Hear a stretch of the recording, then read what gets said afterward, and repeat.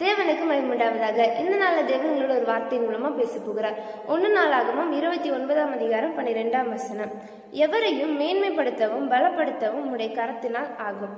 இன்னைக்கு தேவன் இந்த வார்த்தையின் மூலமா உங்க கூட என்ன பேச போகிறார் அப்படின்னா, தேவன் இன்னைக்கு உங்களை பலப்படுத்துவேன் அப்படிங்கிறாரு. இன்னைக்கு நம்மள நிறைய பேர் சில காரியங்கள்ல ரொம்ப பலவீனமா காணப்படுறோம். சில பேர் வேத வாசிப்புல பலவீனமா இருக்கலாம், ஜபத்துல பலவீனமா இருக்கலாம், இல்ல உங்களுடைய சரீர பிரகாரத்துல பலவீனமா இருக்கலாம், இல்ல மனிதர்கள் பேசுற சில வார்த்தைகளை கேட்டு உங்க மனதளவுல பலவீனமா இருக்கலாம். ஆனா தேவன் இன்னைக்கு அந்த பலவீனப்பட்ட பிள்ளைகளை பார்த்து சொல்லுகிறாரு, யாரெல்லாம் பலவீனமா இருக்கிறீங்களோ தேவன் இன்னைக்கு உங்களை பலப்படுத்துவேன் அப்படின்னு. வேதத்துல ஒரு மனிதனை பத்தி பார்க்கிறோம், எலியா ஒரு பெரிய தீர்க்கதரிசி, அநேக அற்புதங்களை செய்தவர், அநேக தீர்க்க தரிசன வார்த்தைகளை கூறினவர்.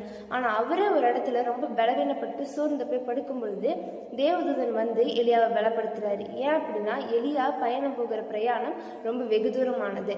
அதனால எலியாவை ஆயத்தப்படுத்துறாரு. இன்னைக்கு நம்மள நிறைய பேர் இதே போலதான் ஜெபிக்கிறோம், பதில் கிடைக்கணும்னே ரொம்ப பலவீனமாயி ஜபத்தை விட்டுறோம், வேத வாசிக்கிறோம், பதில் கிடைக்கணும்னே பலவீனமாயி வேத வாசிப்பை நிறுத்திடுறோம். ஆனா தேவனுக்கு சொல்லுகிறாரு, நீங்க தொடர்ந்து ஜெபிங்க, தொடர்ந்து வேத வாசிங்க, பலவீனப்படாதீங்க, சோர்ந்து போகாதீங்க. அப்படி பலவீனப்பட்ட ஆண்டவர்கிட்ட சொல்லுங்க, கண்டிப்பா அவருடைய கரம் உங்களை பலப்படுத்தும்.